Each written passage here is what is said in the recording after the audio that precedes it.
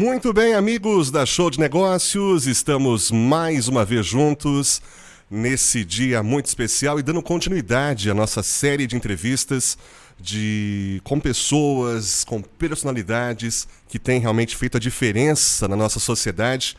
Hoje eu tenho a grata satisfação de receber aqui através da Show de Negócios o nosso querido Júlio Truncoso, ele que é pesquisador e criador do blog Dor Crônica e do aplicativo Alívio Coronavírus, ele que é PhD em comportamento e ele também que é membro da Sociedade Brasileira para Estudo da Dor. Ele vai mencionar, tem um amplo conhecimento internacional e com certeza vai estar compartilhando conosco hoje do teu conhecimento, de informações que eu creio são de suma importância para o nosso desenvolvimento. Então, meu querido amigo Júlio, seja muito bem-vindo aqui à Show de Negócios. Obrigado. Bom dia. Bom dia, Júlio. Em meio a esse currículo invejável que eu acabei de mencionar aqui, eu sei que você também é um apaixonado por comportamento humano, né? Numa outra oportunidade, eu acabei perguntando a você, e algumas pessoas acabaram não acompanhando, então vou refazer a pergunta, né? Eu havia perguntado se você já tem essa paixão pelo comportamento humano já desde criança, ou isso acabou se desenvolvendo no decorrer dos anos? Não, talvez foi na faculdade que você procura achar um caminho, não, para a confusão inicial dos primeiros 2, 3 anos de faculdade e aos poucos vai encontrando a sua afinidade. A minha afinidade foi por temas relacionados ao comportamento, nem tanto da pessoa, mas sim dos grupos. Não? Especificamente há um capítulo que não é sociologia nem psicologia, chama psicologia social, que é o estudo dos grupos. E isso me levou a entrar nesse campo, no doutorado nos Estados Unidos e posteriormente a pesquisar comportamento de clientes, de pacientes, de funcionários, enfim. Então, né, a paixão é mais pela análise do que pelas pessoas propriamente ditas. Entendi. Você é um pesquisador nato, né, Júlio? Você gosta das estatísticas, dos números. Você mencionou que é uma pessoa, às vezes, um pouco mais... você gosta, às vezes, de ficar mais em silêncio ou mais sozinho, digamos assim, porque você é um homem de análise, né? E você sempre foi assim também, Júlio? Ou com o Sim. decorrer dos anos as coisas foram indo por esse caminho? Não. Sempre gostei muito de notícia, de ler, de política, de análise, de entender melhor o que há por trás e com o tempo também. Isso não era muito comum, não? Agora se tornou comum, como aquilo das curvas e dos gráficos e as tabelas, como o coronavírus. Mas isso existe em qualquer campo do comportamento e são ferramentas de análise que tornam então a coisa muito interessante. Sem dúvida alguma. Júlio, pelo teu sotaque, deu para notar que você não é brasileiro. Os nossos amigos também já notaram. Qual que é a sua origem, Júlio? Eu nasci no Chile, mas estou no Brasil há 40, já nem lembro quantos anos, estou há muito tempo aqui. Só que o sotaque, ele não se perde nunca. A gente fala que é o charme especial, né? Não tem como deixar de fora. É o que me contaram, não? Que as meninas ficavam mais entusiasmadas com esse charme, mas não consegui comprová-lo nunca. Na prática não funcionou muito. Fui enganado. Eita, Júlio, não é fácil não. Então você está no Brasil há 40 anos. E você, basicamente, optou pelo Brasil por uma questão de estudo? Ou você veio a passeio aqui, acabou gostando do povo? Não, eu vim contratado pela Fundação Getúlio Vargas, pela Escola de Negócios de São Paulo, porque naquela época eles não tinham programa de pós-graduação. E eu terminei o doutorado, tive a sorte de conhecer lá nos Estados Unidos, na universidade, pessoas que estavam ligadas à Fundação Getúlio Vargas e elas gestionaram, enfim, me possibilitaram vir aqui a ajudar na montagem era mestrado naquela época. E, enfim, eu também tinha que fazer a minha tese de doutorado. Você sabe, quando você faz um doutorado, para, para chegar a ter o título, precisa de fazer uma tese que quase ninguém faz, não? Então, mas eu estava decidido a fazer isso e, como pagavam pouco, eu deduzi que, em consequência, iria me exigir pouco e eu teria tempo para fazer a tese, que foi o que aconteceu, né? Entendi. Então, E aí o tempo foi indo, a coisa foi indo, você falou, gostou do Brasil, e aí acabou ficando por aqui então. ah, sim, claro, não, eu venho de um país muito formal. O Chile é extremamente formal e eu não gosto de formalidades. E encontrei aqui, então, um espaço sensacional para poder ser informal. Por isso fiquei. Entendi. Então foi realmente paixão. Foi uma oportunidade que se tornou paixão, então, Júlio. Mais ou menos isso, sim. Sim, sim. Júlio, e eu queria saber um pouco mais a respeito. Eu sempre converso com as pessoas aqui, muitos empreendedores, CEOs, também pesquisadores. Me diz uma coisa, na sua cidade natal, você tinha incentivo por parte ou da sua família ou por parte da comunidade para a questão do estudo? Nós sabemos que aqui no Brasil, infelizmente, nós não temos esse incentivo. São poucas pessoas que incentivam os filhos para estudar, para buscar o conhecimento, né, para fazer uma faculdade. Você teve esse incentivo desde muito jovem? É comum Ah, com a sua família, na sua sociedade? sim, sim, é comum porque no país onde eu nasci, se quem quer que seja, que é pai de família, mãe, qualquer coisa, não manda seu filho à escola já com 5 anos, 6 anos, 7 anos para começar já a ser alfabetizado, etc., vai preso. Quer dizer, não tem conversa. Então, daí que o grau de alfabetização num país como esse é muito alto. E posteriormente tive a sorte do meu pai admirava muito o que era educação, enfim, a ciência, etc. E ele me incentivou sempre a estudar. E eu acho que a própria natureza também. Eu gosto de ler, gosto de estudar, gosto de analisar, gosto de ficar sozinho e passar um tempo importante da minha vida fazendo isso. Questão de, sei lá, questão de gostos. Foi um processo natural, então. Além do incentivo Sim, que você teve familiar, foi esse incentivo interior, né? Essa sim. motivação que você teve que acabou te levando por esse caminho. E aí, Júlio, e o que eu acho interessante aqui foi você. Atualmente, você, além de pesquisador, você é criador também de um blog conhecido como Dor Crônica. Gostaria que você Uhum. explicasse para os nossos ouvintes, telespectadores, o que consiste esse blog, qual o conteúdo que você costuma abordar dentro desse canal? Uhum. Ah, talvez seja interessante explicar a origem, não? Eu não sou médico, o meu doutorado tem a ver com gente, mas não necessariamente com como curar eh, fisicamente as pessoas que a questão dos médicos. Mas eu convivi durante muito tempo, não? Décadas, com dor crônica.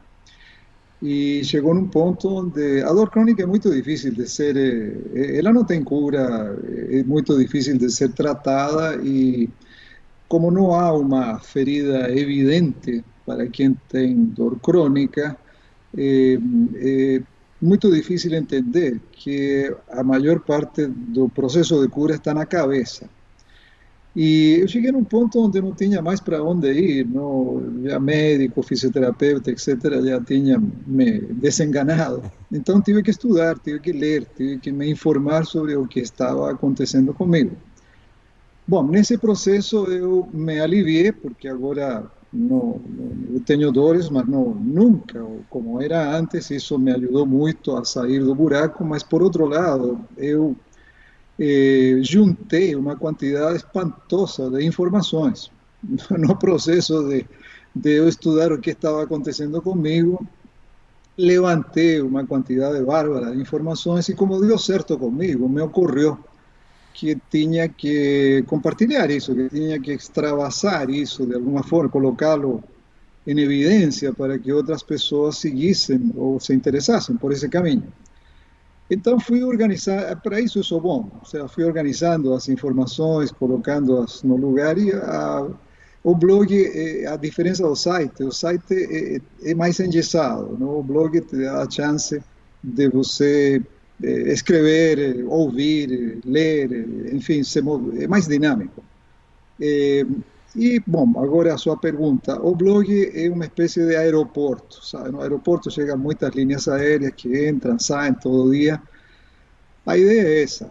O blog produz 4 publicações por semana, como um P na área leiga das pessoas como provavelmente você é, ou como eu também era, que, enfim, só sentimos dores, não sabemos por quê e também nem queremos saber por quê, queremos nos curar.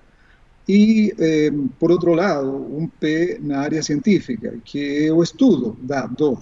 Gente que está estudando dor em todo o mundo e que está trazendo informações sobre isso. Que a dor crônica hoje é qualificada como doença.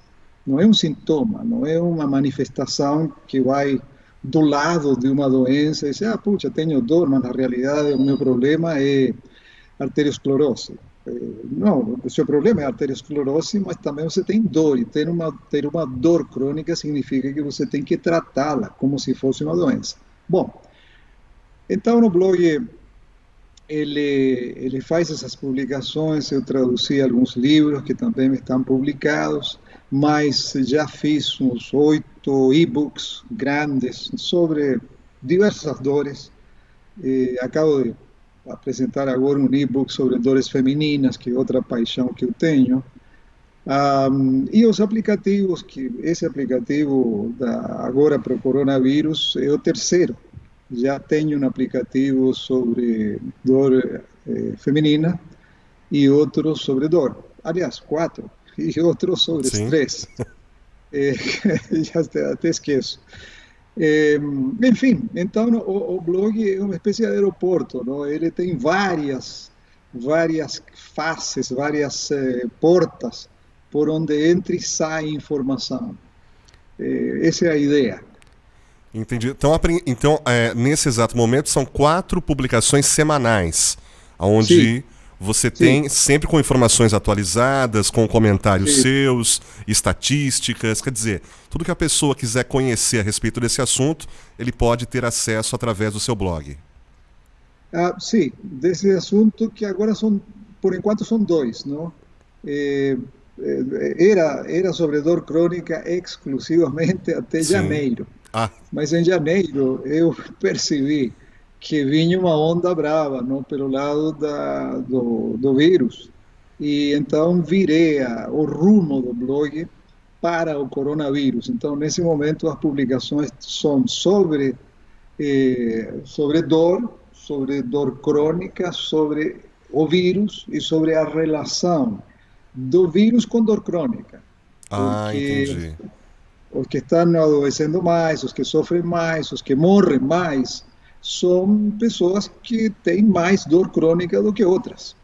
Então, há uma relação direta, praticamente, entre a pandemia e o agravamento de gente com dor crônica. Sem dúvida, não vamos nos aprofundar nesse assunto, mas queria só voltar um pouquinho, Júlio, para você Claro. explicar para a pessoa que é leiga, como eu, por exemplo, a questão da dor crônica, como você colocou. Não existe cura, mas sabendo que, digamos assim, teoricamente não existe cura para esse problema, qual foi a pesquisa, quais foram as influências ou as fontes que você acabou buscando para tentar encontrar resposta para esse problema? Você não vai querer ouvir isso. Ah, vou. Com certeza vou. Eu queria, veja, é muito difícil de aceitar que, bom, primeiro, a dor crônica é aquela dor que se estabelece dentro do seu organismo por mais, dizem 3 meses, outros dizem 6 meses, enfim, durante um tempo, é a dor persistente. É uma dor que a característica dela fora que dói, não? É uma dor que não se sabe muito bem de onde vem. A hipótese atual, alguns dizem que é genética e pode até ser parte dela, não? Mas a hipótese atual é que há uma disfunção no seu sistema nervoso central que de alguma forma torna você extraordinariamente sensível ao estímulo. Então, você sente mais dor do que o seu vizinho. Se o vizinho não tem essa disfunção, então você vai sofrer mais com dor, vai incorporar no sentimento, a sensação dolorosa, muito mais e por muito mais tempo do que pessoas que estão livres disso. Então, a dor crônica, primeiro temos que entender, quando não é maligna, ou seja, a dor maligna é a dor do câncer, bom, essa é bem clara. Mas a dor crônica outra, não? Por exemplo, a dor nas costas. Muita gente diz, eu tenho dor nas costas, onde está? Não, tem na hérnia, não é uma hérnia. Não é a hérnia, não é necessário, todo mundo tem hérnias. A própria cefaleia também, né, Júlio? Como? A cefaleia também, né? A cefaleia, bom, esse é outro mistério, não? Relativamente mistério. Bom, relativamente porque, e isso responde à sua pergunta anterior, ocorreu um fenômeno nesta história, no estudo da dor, há uns 40 anos atrás, quando a neurociência começou a mostrar que o mecanismo de comando da dor, o gerenciamento da dor, não está na ferida.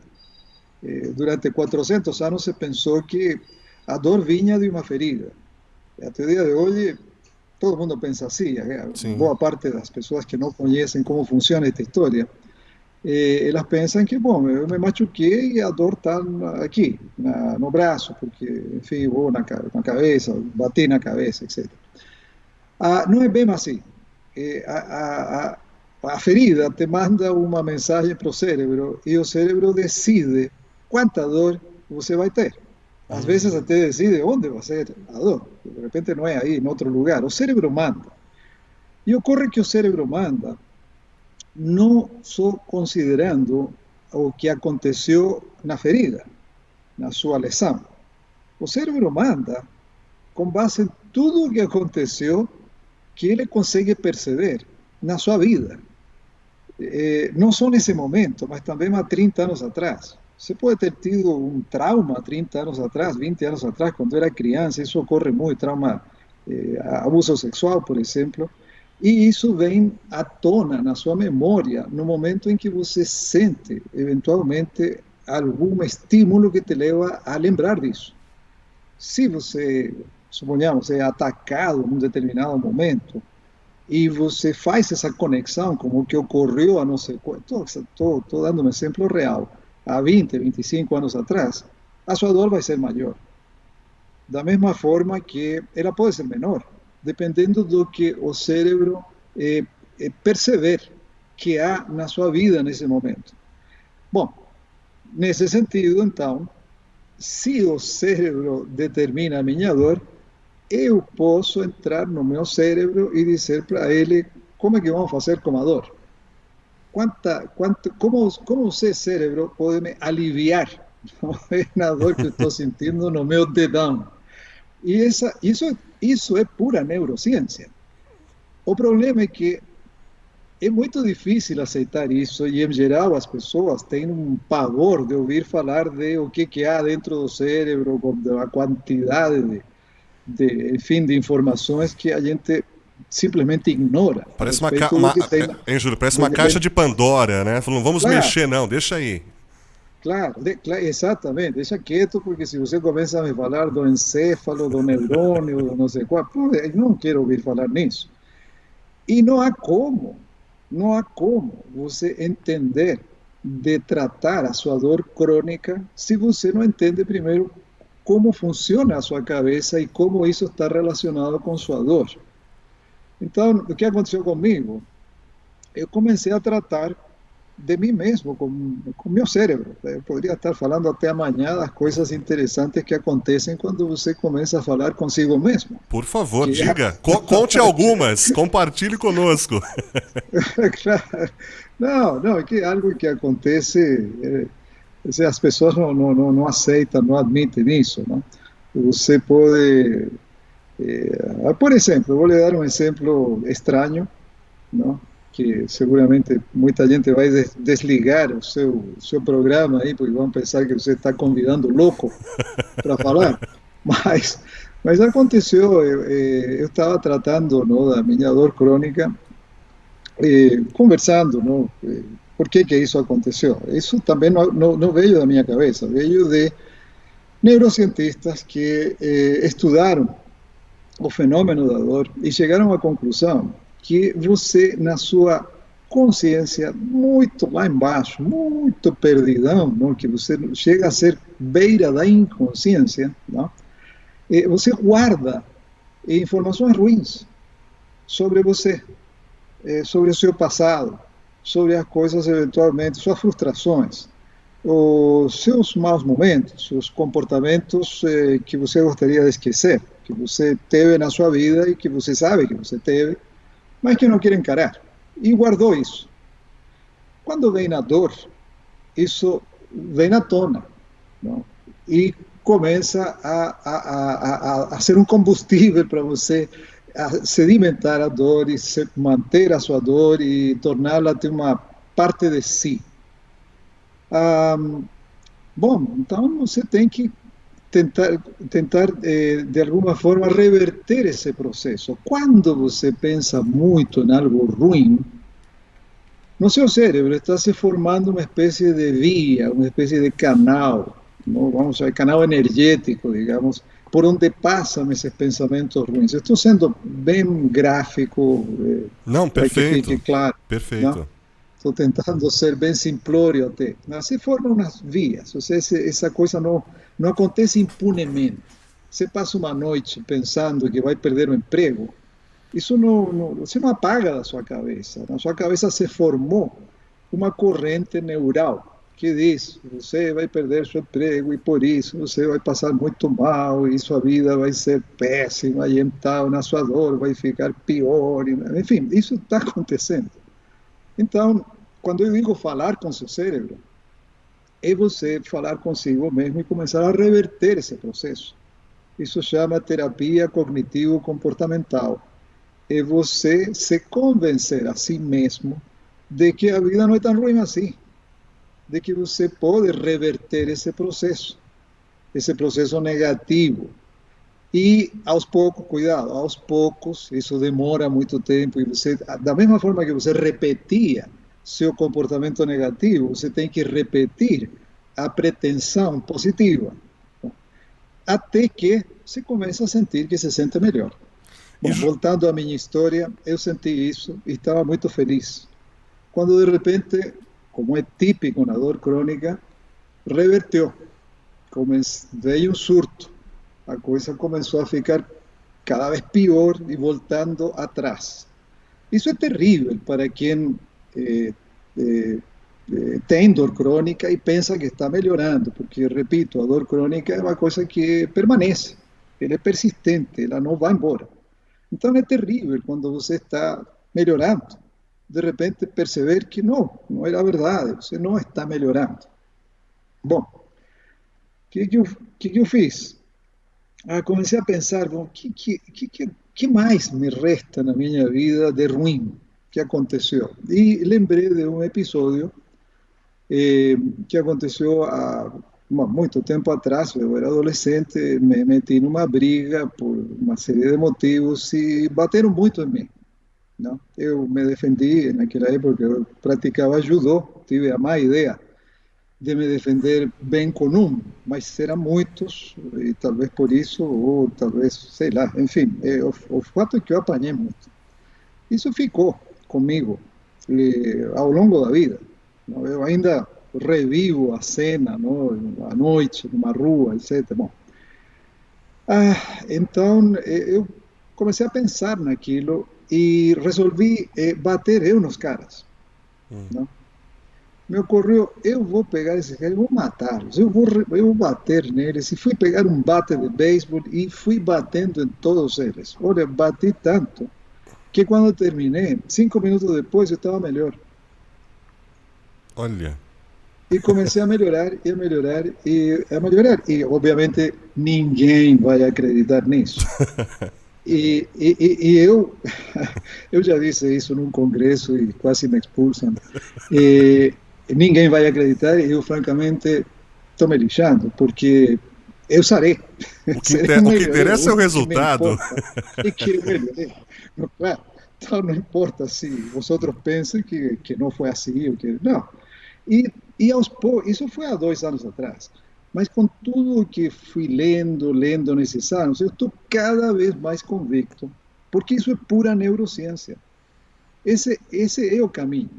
O caminho é você tratar dos seus sentimentos, das suas emoções, em relação à dor. Repito, se a dor for não maligna e tiver alguma chance de. Porque se você está com uma dor maligna, uma dor de câncer, por isso não tem solução. Então, tem alguns processos, não, já mais avançados de dor crônica, como, enfim, artrite reumatoide, por exemplo, que realmente o que você pode fazer é aliviar o seu estado espiritual, mas não vai conseguir, de alguma forma, aliviar seu estado doloroso. Mas já é alguma coisa. Agora, a dor musculoesquelética, muitas vezes, um atleta, etc., ele pode sim se aliviar com a cabeça. Júlio, então em cima dessa pesquisa, se eu estiver falando alguma bobagem, por favor me corrija.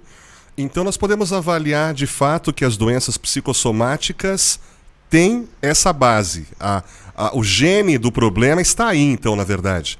Ou não, você consegue dividir as doenças nesse aspecto. Então a doença psicossomática pode ser isso mesmo, muitas vezes aquela que não tem explicação, que você não tem embasamento, você faz exames e você acaba tendo essa consciência que o problema é na cabeça. Isso tem a ver também, Júlio?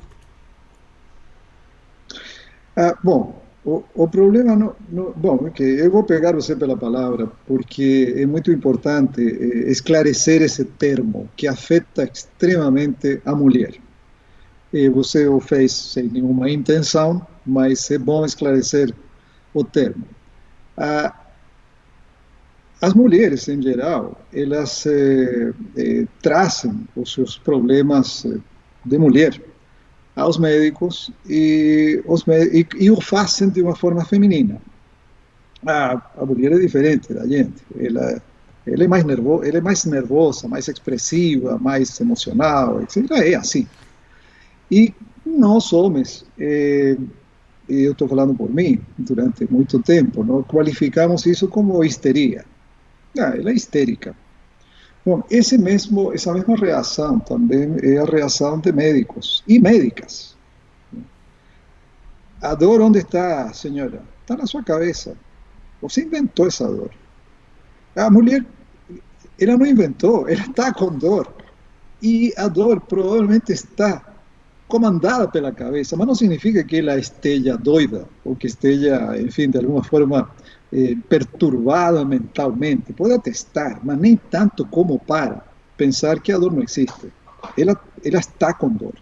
Então, a expressão que a dor está na cabeça é uma expressão, eu repito, você o fez sem nenhuma intenção, mas é uma expressão muito brava, muito dura, principalmente para as mulheres, e que hoje está sendo contestada em todo o mundo, não? Porque está sendo associada a uma atitude pejorativa, não? De menosprezo com relação a algo que é real, que é a dor.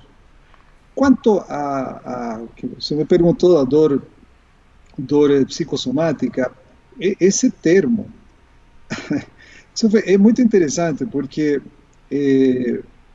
os primeiros que apareceram para denunciar, a denúncia foi feita há 60 anos atrás, mais ou menos 50, 60 anos atrás, pela primeira vez, por gente muito preparada, muito qualificada e com um nível acadêmico muito respeitável nos Estados Unidos e na Inglaterra, por causa do fracasso do que eles estabeleciam como fracasso da medicina. Decir, bueno, espera aí, a medicina melhora tanto, tanto aparelho, tanta vacina, tanto medicamento, etc. Sim, mas as pessoas continuam sendo mais doentes do que antes. Hoje tem mais gente sofrendo de dores crônicas do que antes. E isso se manteve ao longo dos últimos 60 anos até agora. Então, essas pessoas mencionaram pela primeira vez o termo psicossomático e ficou psicossomático tido como algo assim meio assim meio ah, bastardo, não? Seria uma coisa que não se entende. E não é mais assim. Na realidade, toda dor crônica tem uma parte certamente orgânica que pode e deve ser tratada analgesicamente, enfim. Mas também tem a outra parte, que é a psico. E não é nem psico, é psicossocial espiritual. A questão espiritual também conta. Hoje é muito importante o tratamento espiritual para a gente com câncer, não? Então, a dor psicossomática não é um departamento exclusivo e a outra dor orgânica, digamos, fisiológica do lado. Há um ser humano que tem dor. E essa dor tem que ser pesquisada e tratada desde todos os ângulos. Um ângulo é o ângulo médico, bio, etc., mas o outro ângulo também é o ângulo psicossocial, enfim.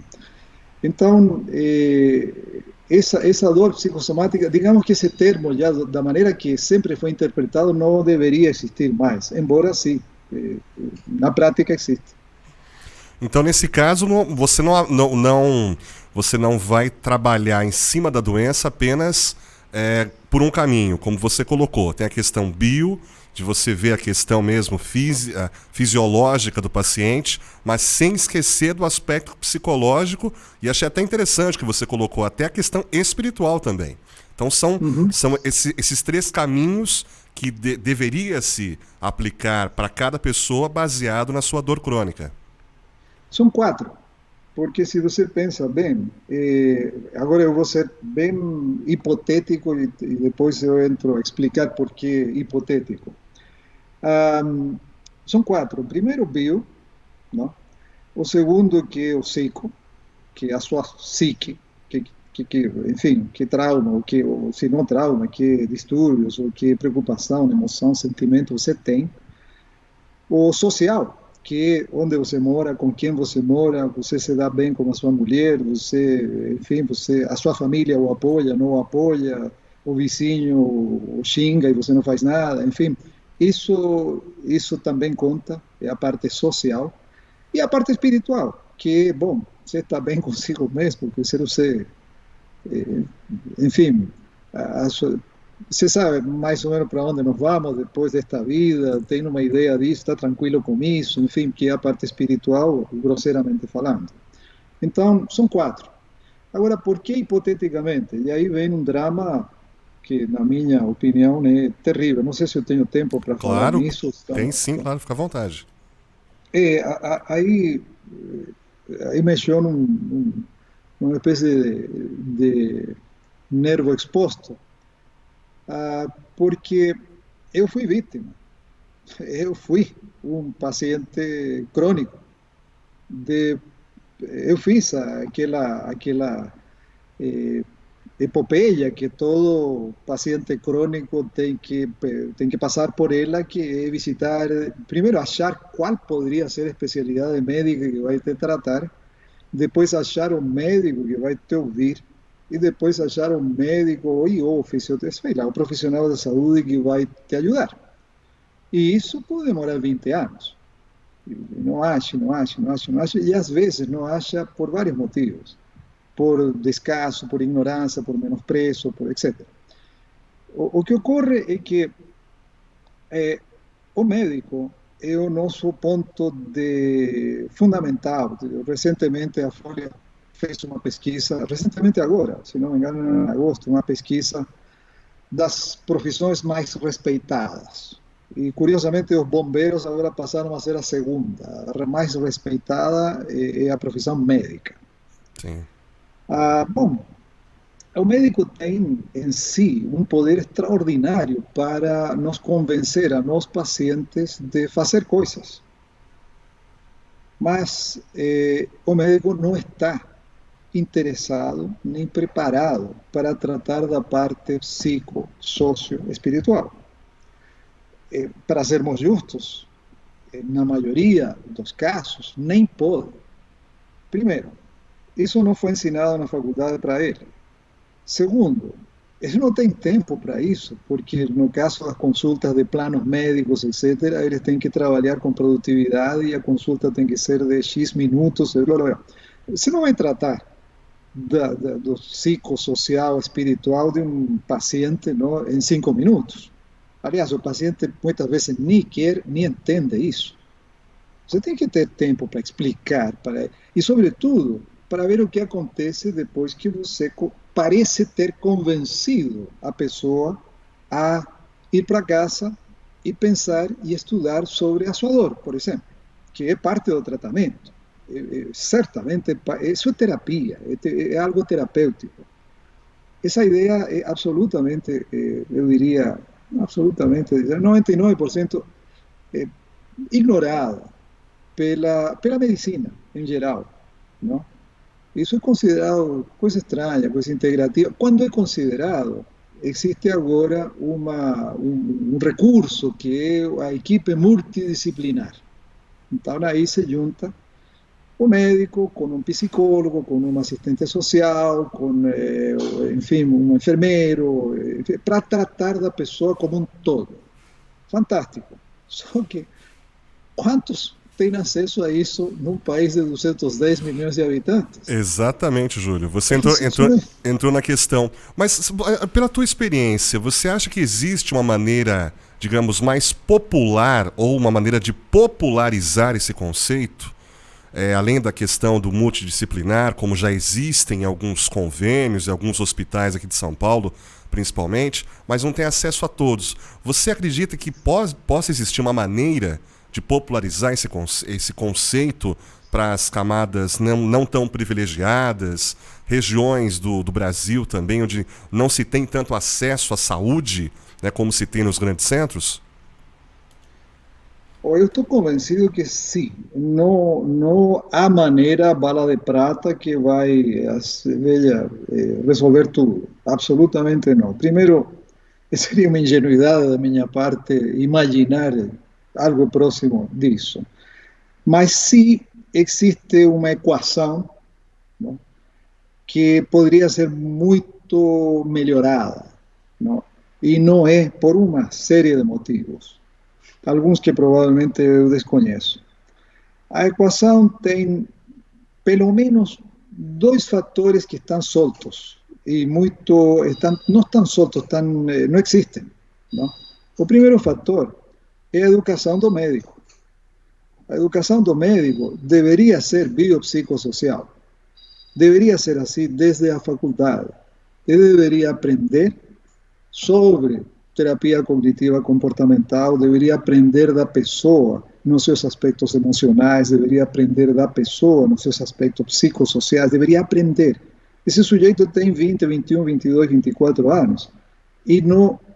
Bom, para começar, não aprende de dor.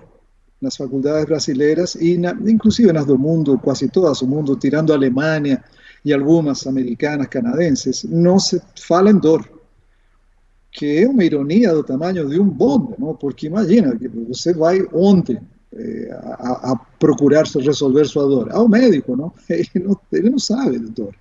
Essa é a verdade. Poucos médicos sabem do fenômeno dor. Mas o médico, ele não tem essa instrução. Eu não sei se tem também muito dinheiro nisso envolvido, não? Porque são tratamentos longos, complicados e com gente complicada, que é a gente que tem dor crônica. O paciente com dor crônica é um cara complicado, porque é um guerreiro de 20, 15, 10, 5 anos tentando resolver um problema de vida, não? O que é viver com dor, e não consegue. Então, não é uma coisa assim muito entusiasmante. Não é rentável. não é rentável nem emocionalmente também, porque você não consegue resolver o que esse cara tem, assim de cara, não? Você dá um analgésico e o sujeito continua com dores depois de 3 dias e volta no seu consultório e alega que não resolveu e por aí vai. Então, não é uma boa pedida, mas, por outro lado, tem um tal de Hipócrates lá, tempo atrás, não, que andou lançando uns mandamentos não, para juramento, etc., que se faz, que ele não entra nessas considerações. Não? Ele diz que é preciso tratar do cara, ou tratar da pessoa. Isso está meio esquecido. Então, a mim me parece, e não quero absolutamente insultar ninguém, mas me parece que é um fator que está ignorado, solto. O preparo do médico para tratar o paciente como um todo.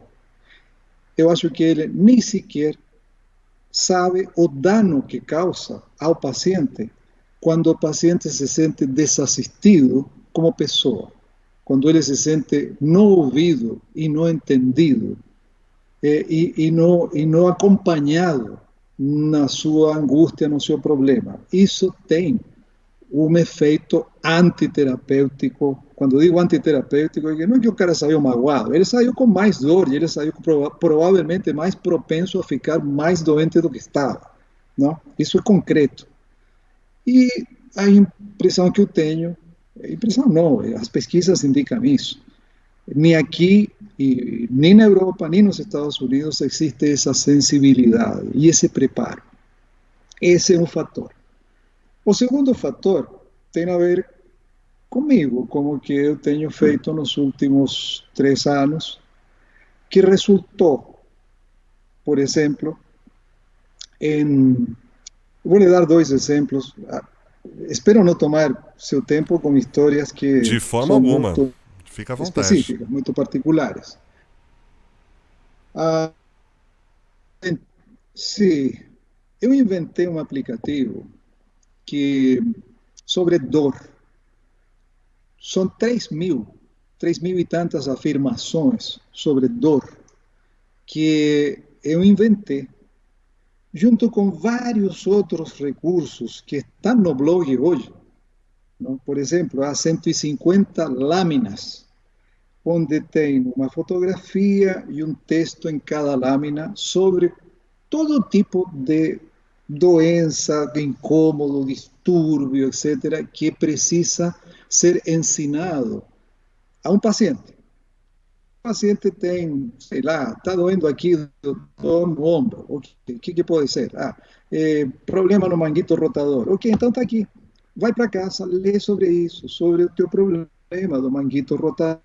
E aí, está aqui, conversamos melhor, não? Porque se você sabe e teve a curiosidade de investigar o que está acontecendo, então vamos falar muito melhor e vai entender muito melhor o tratamento que eu vou lhe propor. Não faz sentido isso? Fantástico. Então, esse é um dos recursos que o blog apresenta, voltando a outro que foi esse aplicativo sobre dor, que me levou 6, 7 meses em montar. Então, o que você tem aí?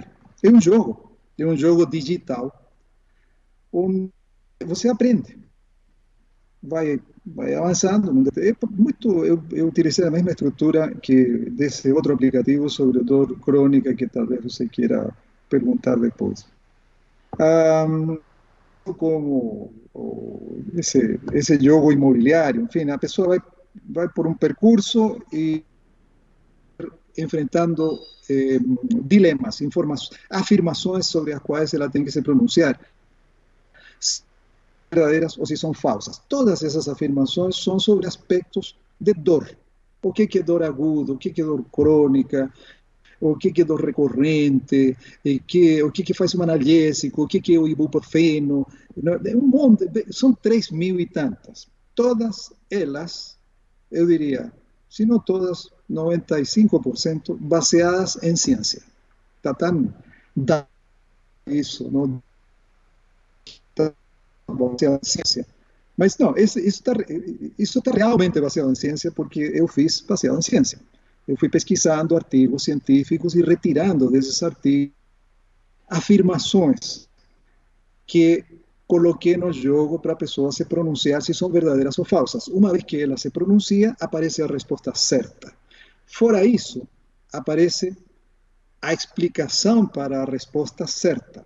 Fora isso, aparecem as referências dos artigos científicos que estão fundamentando isso 3.000 vezes. Num Sensacional. aplicativo. Qual era a minha intenção?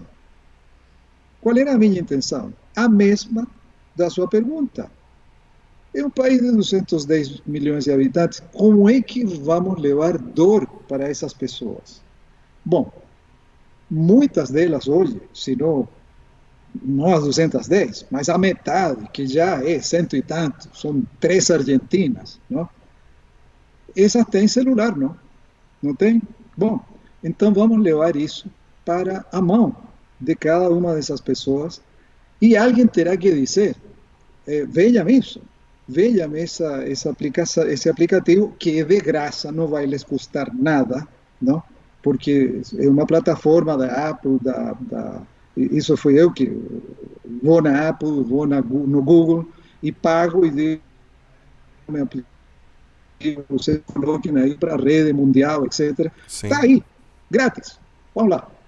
Bom, eu não tinha quem ir e me pareceu que talvez se fosse numa associação médica, eles teriam interesse, não, por uma coisa dessa. Ou seja, mais ou menos deduzir, médico está interessado em curar gente, e como é uma associação médica, são muitos médicos, então, puxa, eu vou ir lá.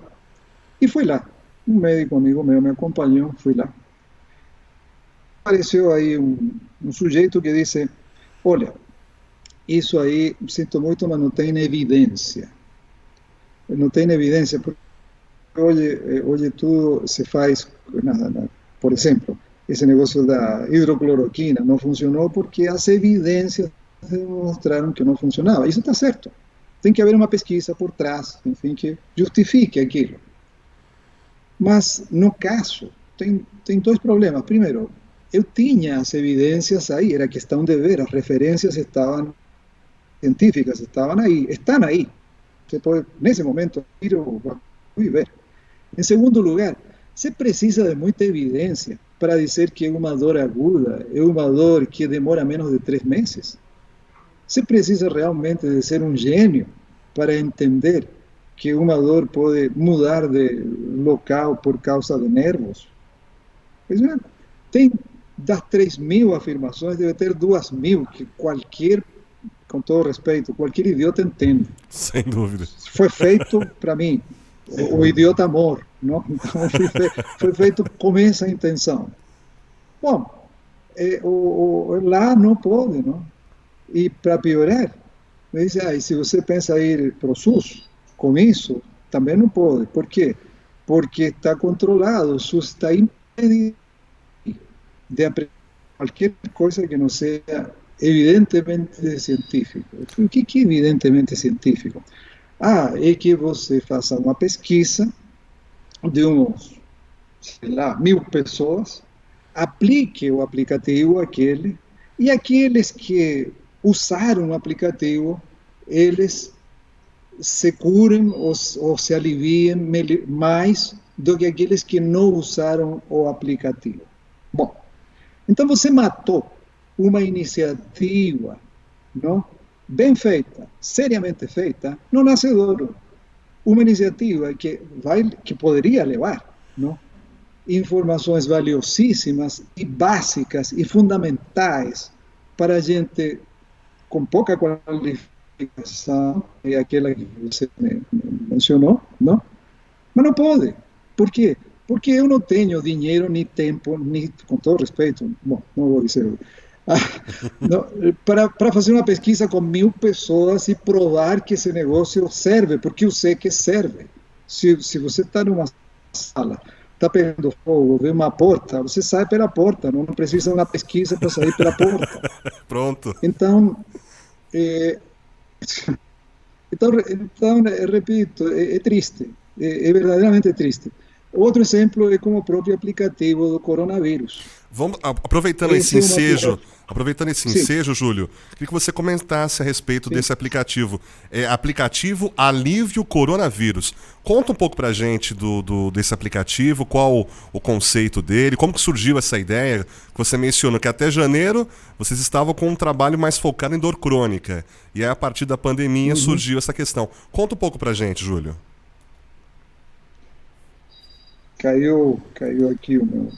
Não, não esquenta Eu não. tenho um É, artefato tão moderno que cai da orelha. Bom, como surgiu? Bom, como eu sou pesquisador, como já comentei. E em janeiro eu estava atento ao que havia na China. E você gera em pesquisa uma espécie de sexto sentido ao se informar, mesmo pela imprensa, mas logo depois por revistas científicas, o que está vindo, no, como vem na mão. E eu senti, isso não é, por favor, não é prepotência, essa é uma questão que outros pesquisadores certamente sentiriam. Senti que a mão vinha ruim, que isto ia complicar, não? Muito. Não? Inclusive liguei para um amigo, meu melhor amigo no Chile, que é tetrapléxico, e falei para ele, e ele gosta muito de andar, não? Ele anda na cadeira de rodas, roda por todo o país, porque é um sujeito que tem muito dinheiro, muitos negócios, etc. E falei para ele, você não saia mais de casa, porque isto é sério, muito sério. Isso em janeiro. Em fim de janeiro, por aí, 30, 20 dias depois, eu já estava convicto disso. Então, decidi o mesmo raciocínio do aplicativo anterior. É preciso levar isto para o máximo de pessoas possíveis no Brasil, porque no fim da linha, tudo vai depender da pessoa, de quanto ela vai se cuidar. Se este vírus é por contato pessoal, naquela época não se sabia que também flutuava no ar. Se este vírus é por contato pessoal, então esse contato vai ter que ser de alguma forma cerceado. As pessoas não vão gostar disso, a menos que, e não vão fazer, a menos que estejam convictas, convencidas. E para isso, vai ser necessário informação sobre algo que está pintando naquela época. Vamos voltar atrás, no janeiro, fevereiro, não se sabia quase nada. Então fui garimpando o que podia ser dito, que essencialmente naquela época era sobre os sintomas. Era o que mais se conhecia, era sobre sintomas, maneiras de se prevenir dos sintomas, ainda não se falava em máscara, nem pensar. Inclusive o ministro Mandetta naquela época falou que máscara não precisava de jeito nenhum, enfim. Então era tudo bem precário, mas dentro dessa precariedade já dava para ir tirando coisas concretas e fui montando o aplicativo. O aplicativo ficou pronto em abril. Bom, em abril vamos a Google e vamos a Google e Apple. Está aqui, senhores, vamos repetir. Os mesmos aplicativos que eu já tenho com vocês, que são três, agora vamos para o quarto. Então, a mecânica está pronta, o procedimento está feito, enfim, vamos lá? Não, não vamos. Por quê?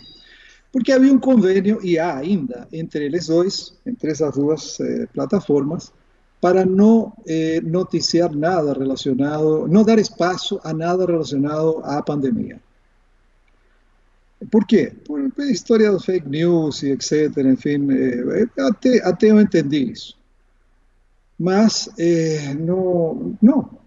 Então, espera aí, eu tenho aqui, naquela época eram 400 afirmações sobre coronavírus.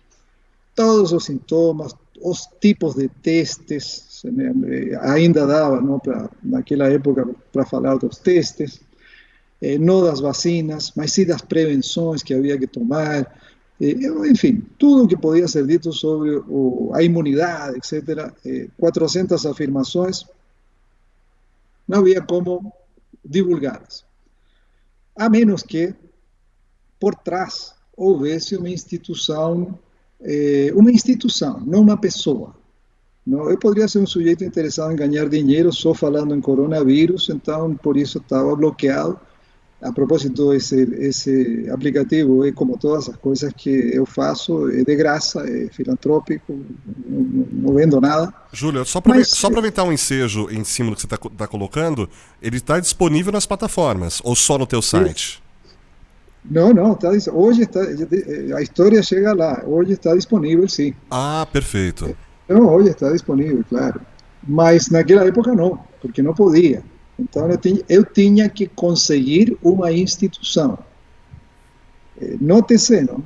Você tem que sair atrás para conseguir uma instituição para poder divulgar algo para essas pessoas que você quer tratar, essas que você mencionou previamente.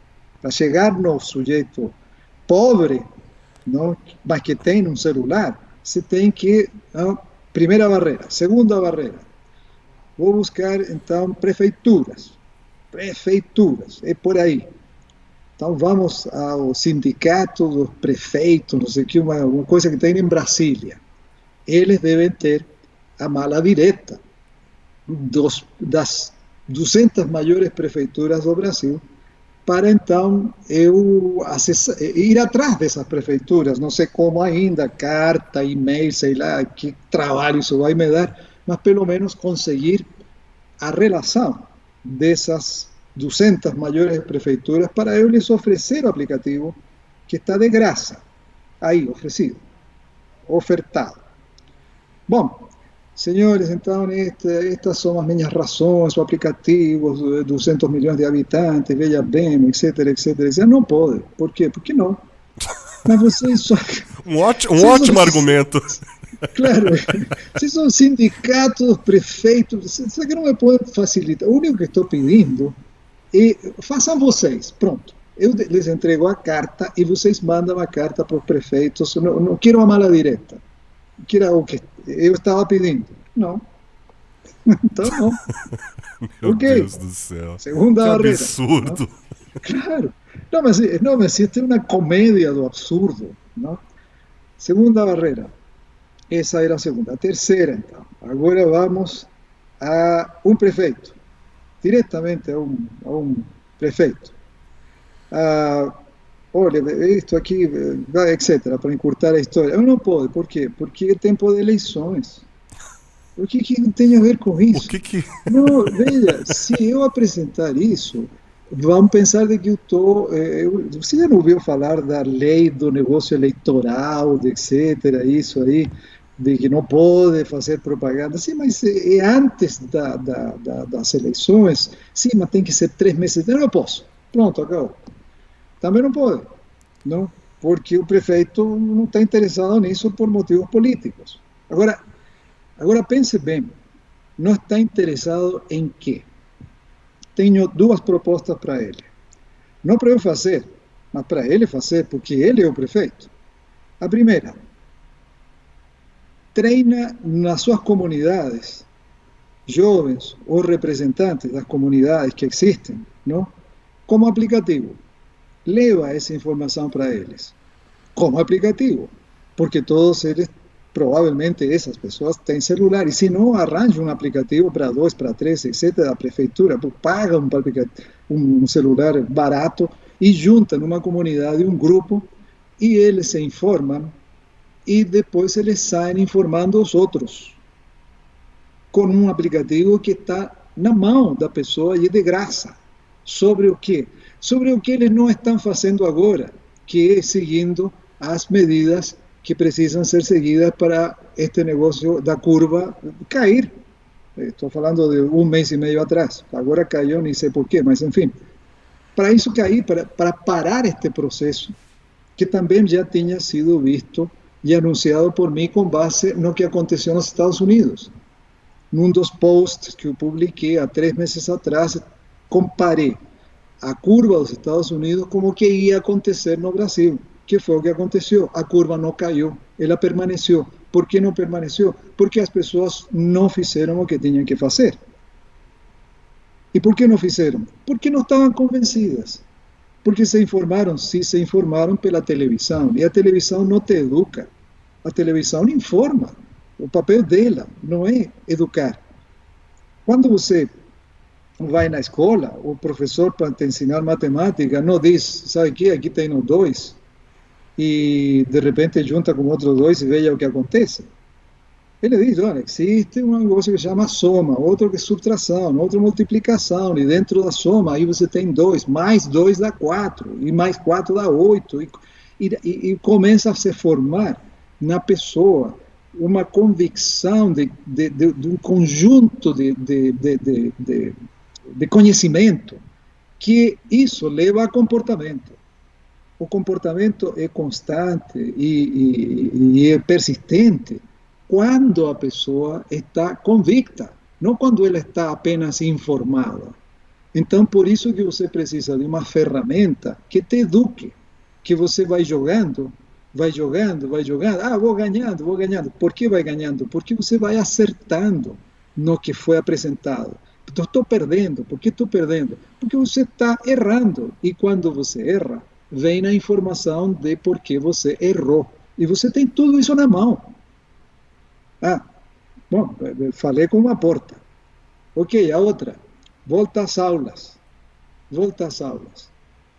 Bom, você precisa convencer as crianças, e aqui estou falando, não estou falando da criança de 5 anos, 7 anos, estou falando daquela que tem 12 anos, daquela que tem 14 anos. Sabe que a definição de criança fora do Brasil e dentro do Brasil chega até os 19 anos? Isso vim descobrir depois. Eu também não sabia, não. Claro, claro. Então, você terá, inclusive para fins de pandemia, as pesquisas feitas nos Estados Unidos, na Europa, sobre a pandemia, chamam crianças. Estão começando agora a diferenciar entre youngsters, ou seja, os jovens crianças, e as crianças. Mas essa é uma questão recente, não? Então, criança é um bolo só, e não é um bolo só. Você lembra quando você tinha 13 anos, 14 anos, 12 anos, 15 anos? Eu lembro do meu caso. Sim. Eu não fazia nada que meus pais me mandavam fazer. 2. Fazia questão de não fazer, porque assim provava a minha independência, sei lá, tudo aquilo que o adolescente quer provar. Bom, esse cara, são milhões no Brasil, e eles entram em aulas, não nas escolinhas para criança, que você pode mandar a criança lave as mãos, fique longe, você senta a criança num banco a 2 metros de outra, tudo bem, isso você consegue, me parece, não? Eu há muito tempo que não deixei de ser criança, mas me parece que é mais manobrável. Mas de 12 anos para cima, cuidado, de 12 a 19 anos, ou até os 24, no caso dos universitários. Quantos somos universitários no Brasil? São milhões. O que se sabe a respeito do que eles sabem sobre o coronavírus e qual é a disposição deles para se proteger?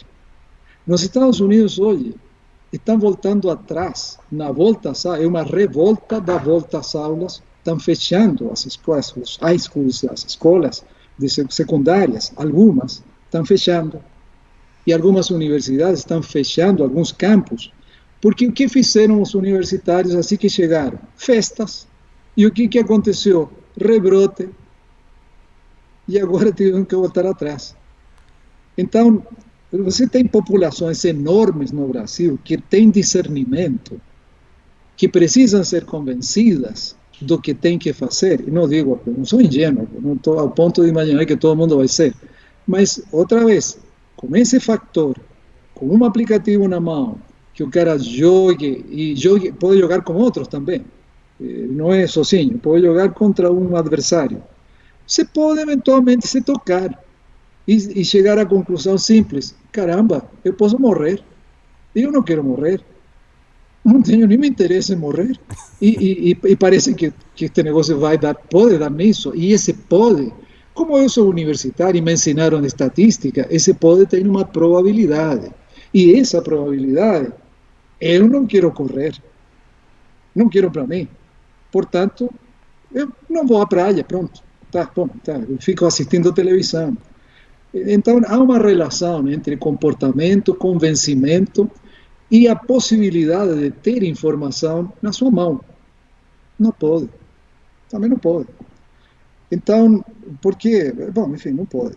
Então, finalmente eu consegui e tenho que, graças a Deus, e graças a que tinha gente esclarecida na Faculdade de Medicina de Jundiaí, não consegui que eles apadrinhassem o aplicativo e aí sim o aplicativo foi para o ar.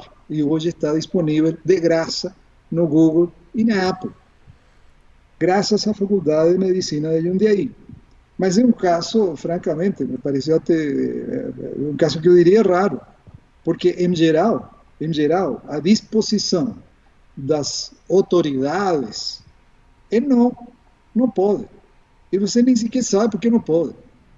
Então, como digo, enfim, a minha, a imagem que eu faço, não, dessas autoridades que foram testadas coletivamente por causa da pandemia é muito baixa, não? Quando o governador diz que de tudo baseado na ciência, não acredito nem um pouco. Júlio, infelizmente nós estamos chegando aqui aos instantes finais. Eu não falo que não foi um bate-papo, foi uma palestra que você deu, nos presenteou aqui na Show de Negócios. Eu fico muito grato pela sua disponibilidade, pelas suas palavras. E o pessoal está ansioso para saber o site. Você pode passar para a gente, por favor. Aliás, o teu blog, né? Que é o www.dorcronica.blog.br, é isso? Isso mesmo, isso mesmo. Vou repetir mais Isso uma mesmo. vez aí para você que está nos acompanhando. www.dorcronica.blog.br. Neste blog, onde o Júlio, além da informação base, que é a Dor Crônica, tem também os links para os aplicativos, tanto lá para a Apple Store, quanto também para o Google Play. Então você vai lá, se você tiver qualquer dúvida, clica, você vai ser direcionado lá para o Google Play ou para a Apple Store. E como você colocou, né, Júlio, são 4 aplicativos hoje que estão disponíveis gratuitamente para as pessoas. Sim, sim, certamente.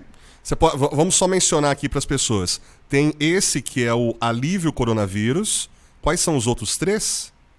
O primeiro, o mais antigo, das 3.000 e tantas afirmações, é Alívio Dor. Alívio, também me chama Alívio.